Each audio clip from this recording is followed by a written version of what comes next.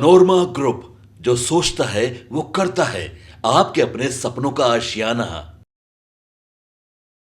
नमस्कार, भारत लाइव देख रहे हैं आप और ये मुद्दे की बात है। साल 2023 21 जून की तारीख, जब बिहार के मुख्यमंत्री नीतीश कुमार ने राजधानी पटना में एक बैठक बुलाई थी। ये बैठक नरेंद्र मोदी को गद्दी से उतारने की थी। ये बैठक देश भर में एक नए गठबंधन की नींव रखने की थी।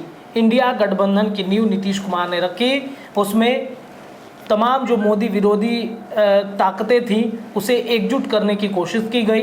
राहुल गांधी से लेकर सोनिया गांधी, मल्लिकार्जुन खड़गे और तमाम जो दल थे वो बैठे हुए थे विपक्षी खेमे के। नीतीश कुमार ने पहल तो कर दी, लेकिन वक्त ऐसा बदला कि इंडिया गठबंधन धराशायी हो गया। इसका कारण क्या था? ये कभी कांग्रेस पर आरोप लगता है तो कभी ये आरोप लगता है कि नीतीश कुमार खुद नहीं चाहते थे कि नरेंद्र मोदी सत्ता से उतरे। ऐसा कई लोग आरोप भी लगाए हैं अपने बयानबाजी में। लेकिन गाहे बगाहे कांग्रेस को अब घेरने की तैयारी चल रही है। अखिलेश यादव से लेकर तेजस्वी यादव तक अब ये समझ चुके हैं कि कांग्रेस नहीं चाहता कि क्षेत्रीय दल जो हैं वो आगे बढ़ें, उनका लीड करें, क्योंकि कांग्रेस हमेशा मेन फ्रेम में रहना चाहती है। हरियाणा चुनाव से पहले कई ऐसे राज्य के चुनाव हुए हैं विधानसभा के, जहां पर कांग्रेस की करारी हार हुई है और कांग्रेस की हार से क्षेत्रीय दलों में एक रौस भी दिखा है, गुस्सा भी दिखा है। वो कई बार गुस्सा जाहिर भी कर चुके हैं मीडिया में बयान देते देते। कई ऐसे क्षेत्रीय दल हैं हरियाणा के भी जिन्होंने राहुल गांधी की स्ट्रैटेजी पर ही सवाल खड़े कर दिए हरियाणा जब विधानसभा चुनाव के परिणाम आए तब। अब कांग्रेस भी जान चुका है कि क्षेत्रीय दलों को समेट के रखने की ज़रूरत है, लेकिन क्या ये राहुल गांधी को मंजूर होगा कि बिहार में तेजस्वी यादव की आरजेडी या फिर उत्तर प्रदेश में अखिलेश यादव की सपा पार्टी को आगे बढ़ाया जाए? हालांकि नीतीश कुमार ने ये बात कही थी पहले ही कि जिन जगहों पर चुनाव होंगे, जिन लोकसभा क्षेत्रों में चुनाव होंगे, वहाँ की क्षेत्रीय पार्टियाँ ही लीड करेंगी, लेकिन कांग्रेस को ये मंजूर नहीं था। और अब ऐसा समय पलटा है कि कांग्रेस को साइड करने की तैयारी चल रही है। मोदी से पहले कांग्रेस को हटाने की पूरी तैयारी अखिलेश और तेजस्वी ने कर ली है। हरियाणा पहुंचकर तेजस्वी यादव ने ये संदेश दे दिया है कि यहाँ पर भी अब आरजेडी का विस्तारीकरण हम करेंगे, अपनी पार्टी का विस्तार करेंगे। अखिलेश यादव ने भी बयान दे दिए और अखिलेश यादव ने बयान देकर नीतीश कुमार को आने का न्योता भी दे दिया है। तो इसके पीछे की वजह क्या हो सकती है? क्या वाकई में कांग्रेस को साइड करने की तैयारी चल रही है? चलिए बाबा से जुड़ते हैं। कई ऐसे प्रश्न हैं जिनका जवाब लेना है। क्या ये माना जाए कि कांग्रेस से नाराजगी है बाकी जो क्षेत्रीय दल हैं इंडिया गठबंधन के, चूँकि अभी गठबंधन नहीं महागठबंधन ही कह सकते हैं इसको, तो क्षेत्रीय दलों की ये नाराजगी है क्या कांग्रेस से कि कांग्रेस अपना दबदबा चाहता है कि हम वर्चस्व में रहें, लेकिन उससे काफ़ी नुकसान भी होता है क्षेत्रीय दलों को? देखिए रत्नेश साहब, आपने जो इंट्रो किया उस इंट्रो में बहुत सारे सवाल हैं जी। पहले उन सवालों से हम शुरुआत करते हैं जी। सबसे पहले आपने ये कहा कि क्षेत्रीय दल जो हैं वो कांग्रेस के प्रभाव में हैं और कांग्रेस चाहती है कि उन पर प्रभाव जमा करके वो अब आगे बढ़े। जी। लेकिन कांग्रेस के पास वो सामर्थ्य और शक्ति नहीं रह गई है। आप अगर 99 सीटें देख रहे होंगे कि 2024 के चुनाव में कांग्रेस को आया है, तो इसके पीछे की स्ट्रेटजी आपको समझनी पड़ेगी, क्रोनोलॉजी जो है वो आपको समझनी पड़ेगी कि आखिर 99 सीटें आई क्यों। क्या कांग्रेस ने बहुत बड़ा ऐसा कुछ चेंज कर दिया? क्या कांग्रेस का दिन पलट गया है, या भारतीय जनता पार्टी इतना कमजोर हो गई है कि कांग्रेस आगे बढ़ रही है? यही सब कारण हो सकते हैं, लेकिन ये सब कारण कहीं से नहीं है। जो सबसे बड़ा कारण आपने बताया 23 तारीख की जो जिक्र आपने की, वो सबसे बड़ा कारण है।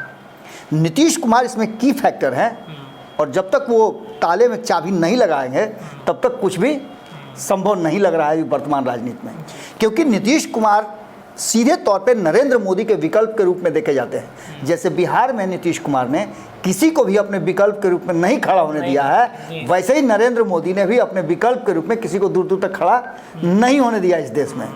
लेकिन माना जाता है कि नीतीश कुमार हैं। बिल्कुल, उसके पीछे कारण है कि बिल्कुल बेदाग छवि के नीतीश कुमार हैं।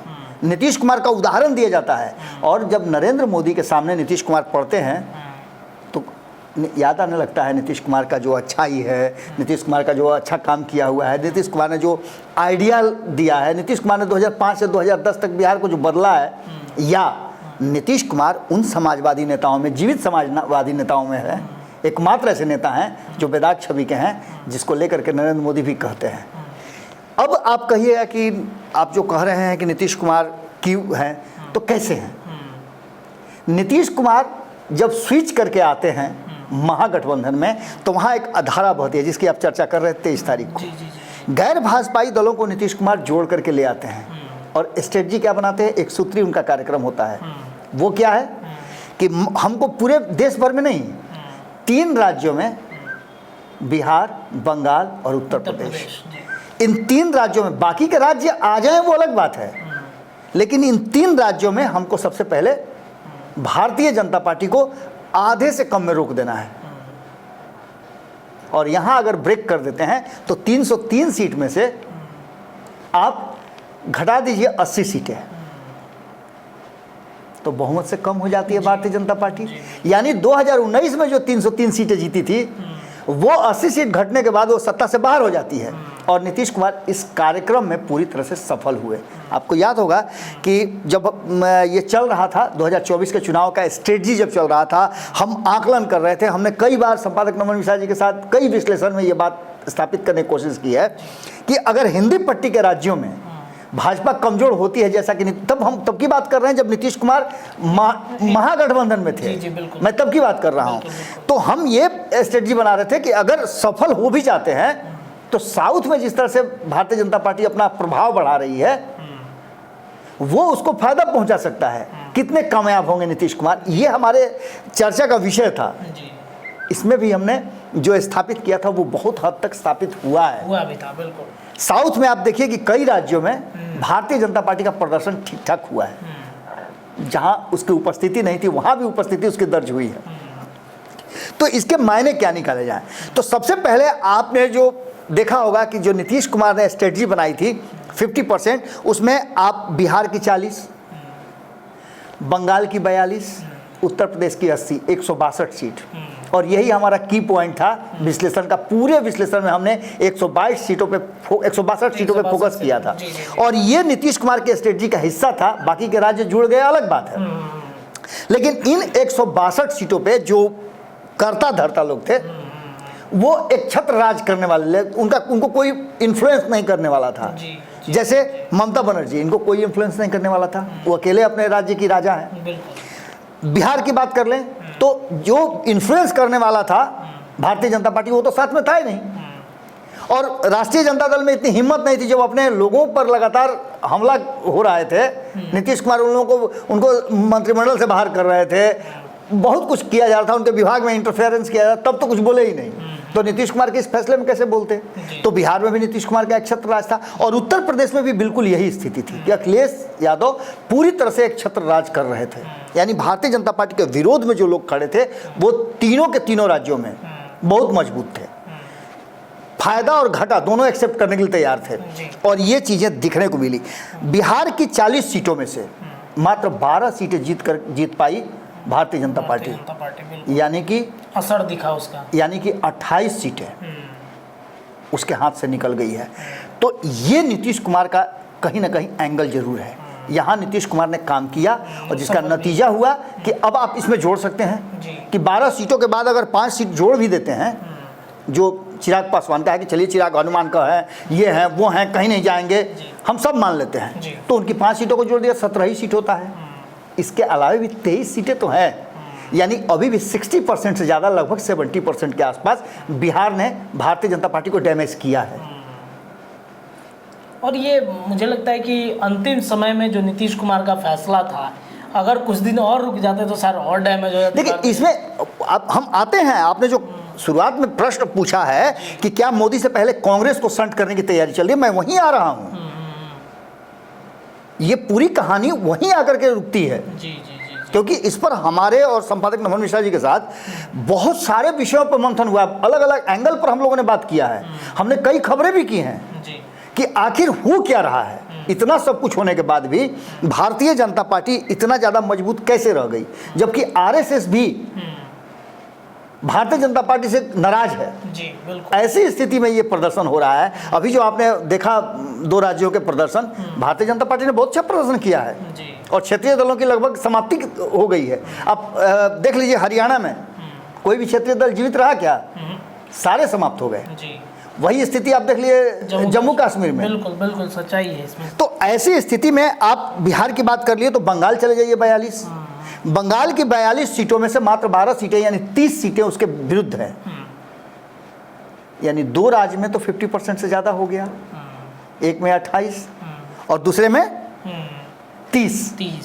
अब आप उत्तर प्रदेश चले जाइए तो अकेले अखिलेश ने जो वहां गेम खेला है उस गेम में 80 सीटों में मात्र 36 सीटें ही जीत पाई है भारतीय जनता पार्टी। यानी कि टोटल इन 3 राज्यों के 160 सीट 62 सीटों में से अगर आप देख लेते हैं भारतीय जनता पार्टी का परफॉर्मेंस तो इसमें मात्र 60 सीटें हैं। यानी कि आधी 102 सीटें, आधी 102 सीटें जी किसके पास है? इंडिया गठबंधन के पास, जिसे नीतीश कुमार ने बनाया था। दैट मीन्स कि भारतीय जनता पार्टी को सत्ता से बेदखल करने का यह आंकड़ा था और भारतीय जनता पार्टी सत्ता में नहीं आती अगर ये और ज़्यादा कैलकुलेटेड होता। अगर नीतीश कुमार होते तो हो सकता है कि राष्ट्रीय जनता दल को उनका वोट मिलता, जैसे मिला तो भारतीय जनता पार्टी को 4 सीट पर जैसे आरजेडी टिक गई उसे टिका दिया जाता और स्थिति खराब होती। अब ऐसी स्थिति में यहाँ जो कांग्रेस की बात आप कर रहे हैं, ये तो एक पक्ष हुआ जहां भारतीय जनता पार्टी को नीतीश कुमार ने कमजोर किया। लेकिन अब इस बात का जो जोड़ घटाव है तब नहीं किया गया था, जब नीतीश कुमार छोड़ रहे थे तब नहीं किया गया। इंडिया गठबंधन नीतीश कुमार छोड़ रहे थे तो लग रहा था कि अब तो सब कुछ हो गया है, अब तो नरेंद्र मोदी के बराबर हम हो गए हैं। राहुल गांधी ने इतना यात्रा किया है कि उनका अपार समर्थन मिल रहा है, कर्नाटका जीत गए, तेलंगाना में हमारी सरकार बन गई, अब क्या है, अब तो हम पूरी तरह से हावी हो गए। अब नरेंद्र मोदी कहाँ? आज नीतीश का क्या जरूरत है भाई? नीतीश गए, लेकिन आपने यहीं पर बड़ा मिस्टेक कर दिया और नीतीश कुमार को नहीं समझ पाया। अंत में आते आते कांग्रेस को लगा कि ये यात्रा बहुत सफल होगा हमारा और बिना नीतीश के भी हम बिल्कुल सरकार में आ सकते। बिल्कुल स्ट्रेटजी तो नीतीश कुमार की आपने अपनाई, लेकिन फिजिकल नीतीश कुमार बहुत ज़्यादा महत्वपूर्ण हो जाते हैं। उनके स्ट्रेटजी तो कोई भी अपना लेता है, उनके आइडिया तो कोई अडॉप्ट कर लेता है, लेकिन फिजिकल नीतीश कुमार बहुत ज़्यादा महत्वपूर्ण होते हैं और वो नहीं थे इंडिया गठबंधन के साथ। यानी कि पसंगा आप जानते हैं ना, जब आप देखिएगा गांव में अनाज वगैरह तौला जाता है, जब दिया जाता है साहूकार को, तो पलड़ा देखा जाता है तो वो झुकता कम बेसी होता है तो छोटा सा ईंटा का टुकड़ा पसंगा रख दिया जाता है। वही पसंगा है नीतीश कुमार, जिसकी चर्चा हम आज से नहीं कर रहे हैं, हम बार बार कर रहे हैं कि बिहार में नीतीश कुमार का पसंगा जिधर पड़ गया उधर सरकार। तो हाँ, मतलब अब ये जैसे तेजस्वी को या फिर अखिलेश यादव को ऐसा लगता है कि कांग्रेस के सारे राजनीतिक धुरंधर एक तरफ और नीतीश कुमार की स्ट्रेटजी एक तरफ। बिल्कुल, नीतीश कुमार की स्ट्रेटजी। आप एक और इसमें इंपॉर्टेंट बात, थोड़ा सा हो सकता है कि ये एपिसोड जो है हमारा ये विश्लेषण थोड़ा सा बड़ा हो जाए, लेकिन आपको मैं बता दूं, आपने एक सवाल किया है, उस सवाल का जवाब ये है कि नीतीश कुमार से पहले मैंने कई बार कहा है कि G23 को लेकर के सोनिया गांधी ने अपना पूरा जो शक्ति है वो लगा दिया था कि एक स्ट्रक्चर बनाया जाए, एक ऐसा गठबंधन बनाया जाए जो भारतीय जनता पार्टी के समकक्ष आके खड़ा हो। किसी ने भी साथ नहीं दिया, लालू छोड़ करके सब आते गए और बिछड़ते गए, बिछड़े सभी बारी बारी। इसके बाद आपने केसीआर को देखा, बिहार तक पहुंच गए थे एक गठबंधन बनाने के लिए, नीतीश कुमार ने चलिए ना कर दिया। यानी नीतीश कुमार को समझ में आ गया था कि वही हैं, अपने राज्य में बिहार गए वो। इसके बाद ममता बनर्जी, उन्होंने भी बहुत प्रयास किया कि गठबंधन बन जाए, नहीं बन पाया उनसे। इसके अलावे शरद पवार की बात कर लीजिए, उन्होंने भी कोशिश किया, उनसे भी नहीं बना। यानी कि कहीं ना कहीं मैं की बात कर रहा था, वो नीतीश कुमार ही थे। अब जो वर्तमान परिस्थिति बनी है कि इन सब के बाद नीतीश कुमार की उपयोगिता कहाँ हो गई है, तो एक तरफ जहां भारतीय जनता पार्टी मुखर होकर के ये बात कहती है कि क्षेत्रीय पार्टियां समाप्त हो जाएंगी, विलुप्त हो जाएंगी या विलीन हो जाएंगी, विलय कर लेंगी, लेकिन कांग्रेस नहीं कह करके भी जो कांग्रेस के साथ सटता है ना, जैसे आपने सुना है ना कि पारस पत्थर होता है कि उसमें लोहा सट जाता है तो सोना हो जाता है, और कांग्रेस जहां सट जाती है तो सोना भी लोहा हो जाता है। मतलब अछूत है, अछूत हो गई है। अब ऐसी स्थिति में आप समझिएगा कि जिस राज्य में क्षेत्रीय दल कांग्रेस को सेकंड पार्टी समझते हैं कि जो हम फैसला करेंगे, हमने एक खबर भी किया था, आपको याद होगा, जिस खबर में हमने कहा था कि अगर लालू प्रसाद ने ये फैसला लिया होता कि कांग्रेस के साथ बैठ करके टेबल टॉक करके हम सीट शेयरिंग का समझौता करें, तो लालू प्रसाद को वो 4 सीट भी नहीं आती, यानी जो 9 सीटें आई हैं वो भी नहीं आती। इसलिए नीतीश पर सब कुछ छोड़ दिया। इसलिए बिना उनसे पूछे पहले राउंड में 4 सीटों पर चारों अपना उम्मीदवार उतार करके एक संदेश कांग्रेस को दे दिया कि तुम जहां हो वहीं रहो, मेरे हिसाब से फैसला करना होगा। ममता बनर्जी, उन्होंने भी फैसला किया कि मैं कांग्रेस के साथ चुनाव नहीं लड़ सकती हूं, नहीं तो जो हम चाहिए वो हम नहीं कर सकते हैं। नहीं कर सकते हैं, बिल्कुल। वही स्थिति अखिलेश यादव की हुई। वो अपने आप को, मैंने सोचिए, जो आदमी 17 चुनाव हारता हो, 21 चुनाव हारता हो, और वो आदमी अचानक से बाउंस बैक करता है और भारतीय जनता पार्टी को 36 पर रोक देता है, अपने 37 सीटें लेकर के आता है, यानी कि 1 सीट ज्यादा। दैट मीन्स ये कहा जाए कि लोकसभा में विपक्षी पार्टी बना देता है बीजेपी को। बिल्कुल बिल्कुल। अब जो वर्तमान परिस्थिति बनी है रत्नेश, आपने देखा होगा कि मैं कई बार ये बात कह चुका हूं कि तेजस्वी यादव को ये समझ में आ गया है, अखिलेश यादव को ये समझ में आ गया है, और दोनों ही इस बात को समझ गए हैं कि यहां अगर कहीं कोई हर्डल है तो वो है कांग्रेस। क्योंकि कांग्रेस एक ऐसा लत्तर हो गया, बेल हो गया है, न फल रहा है, न फुला रहा है, न कुछ कर रहा है, वो सिर्फ लत्तर की तरफ फैलता चला जा रहा है। तो ऐसे फसल को कौन उपजाना चाहेगा? कौन ऐसे फसल पर काम करना चाहेगा या उस पर दाना पानी डालेगा, खाद पानी डाल के अपना खर्च करेगा? कोई करना नहीं चाहेगा। इसलिए कांग्रेस को किनारे करके वेट एंड वॉच की स्थिति में रखा जाए और नीतीश कुमार को सामने लाया जाए। ये स्ट्रेटजी अपना करके अखिलेश यादव ने किया है। आपको याद होगा रत्नेश, मुंबई की मैं चर्चा कर रहा था, दुनिया में किसी ने चर्चा उस बात की नहीं की। हमारा भारत लाइव सबसे पहले चर्चा किया था कि मुंबई में जो मीटिंग हुई, उस मीटिंग के बाद एक्शन होने लगा और उस एक्शन का रिएक्शन भी हुआ।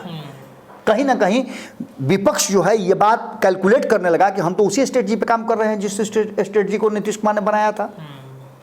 हम कहाँ पिछड़ रहे हैं? तो नीतीश कुमार नहीं है इसलिए पिछड़ रहे हैं, वो पसंगा हमारे साथ नहीं है इसलिए पिछड़ रहे हैं। आज की स्थिति अगर आपको बता दें कि ये बात आप एडमिट भी करेंगे, और मैं जानता हूं कि जो राजनीति को ककहरा भी जानते हैं वो भी एडमिट करेंगे कि भारतीय जनता पार्टी के विरुद्ध अगर आज के डेट में रातों रात ये हो जाए क्लियर कि सरकार भारतीय जनता पार्टी की गिराई जा सकती है और दूसरी सरकार बनाई जा सकती है, तो चंद्रबाबू नायडू क्या, जो 1 सीट वाली पार्टी भी है ना, वो 240 सीट वाली भारतीय जनता पार्टी के सपोर्ट में खड़ी नहीं रहेगी, सारे के सारे भाग जाएंगे। लेकिन इस देश की जनता को अस्थायी सरकार पसंद है। यही कारण है कि नीतीश कुमार को बार बार चुना जाता है बिहार में। नीतीश कुमार की लाख गलतियां छुपा दी जाती है क्योंकि नीतीश कुमार एक अस्थायी सरकार देते हैं। कोई भी मुख्यमंत्री, कोई भी किसी के साथ भी सरकार बनाए, लेकिन मुख्यमंत्री नीतीश कुमार ही रहेंगे, तो निश्चित रूप से CCC का काम होता रहेगा। लेकिन इस पर भी अब कहीं ना कहीं एक पैच लगाने की कोशिश भारतीय जनता पार्टी ने कर दिया है, और ये तब हो रहा है जब ऑफर पर ऑफर आ रहा है नीतीश कुमार को दूसरे खेमे से।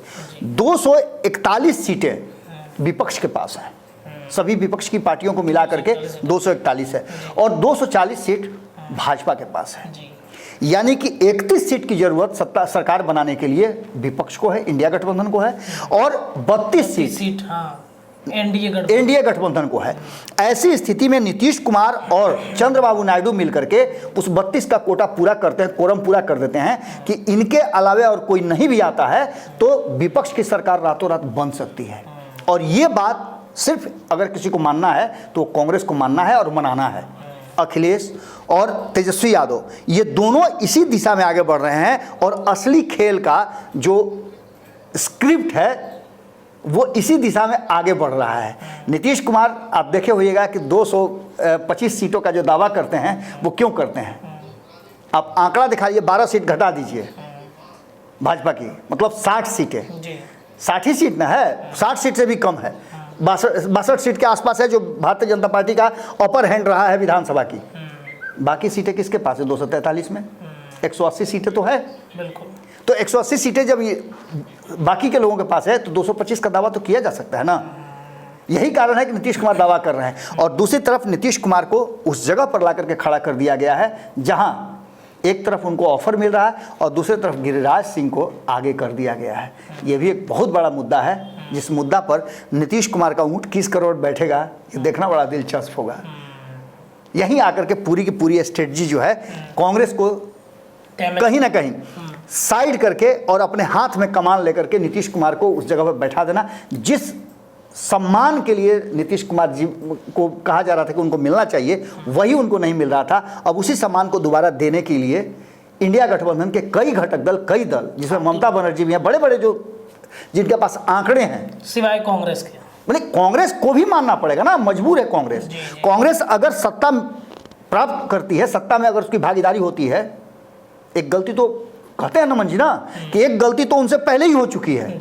अगर चाहते वो तो 2014 से पहले राहुल गांधी को एक बार प्रधानमंत्री बनाया जा सकता था, उनके पास मौका था, लेकिन चूक गए। और पेड़ पर से गिरा हुआ बंदर और चुका हुआ इंसान दोनों बराबर होते हैं, दोनों की गति वही होती है। जो उनको क्या किया जाता है कि जमात से निकाल दिया जाता है। वही स्थिति है कि कांग्रेस को कहीं ना कहीं रोक करके और आगे स्टेप उठाना होगा अगर भारतीय जनता पार्टी से लड़ाई लेनी है और अगर क्षेत्रीय दलों को अपना अस्तित्व बचा करके रखना है तो। चलिए देखिए, यही वजह है कि कांग्रेस को अखिलेश यादव और तेजस्वी यादव चाहते हैं कि मेन फ्रेम से थोड़ा सा साइड कर दिया जाए, और शायद ये साइड करने का नतीजा होगा कि भाजपा को नरेंद्र मोदी को विपक्ष में बैठना पड़ेगा। हालांकि कांग्रेस इस पर क्या करता है, कांग्रेस क्या रणनीति तय करता है, ये देखना बड़ा दिलचस्प होगा। फिलहाल के लिए इतना ही, लेकिन खबरें भारत लाइव पर आपको लगातार मिलेंगी। अपनी राय प्रतिक्रिया कमेंट में रखिए, वीडियो को शेयर कीजिए, चैनल को सब्सक्राइब जरूर कीजिएगा। बहुत बहुत धन्यवाद। पनोरमा ग्रुप, जो सोचता है वो करता है।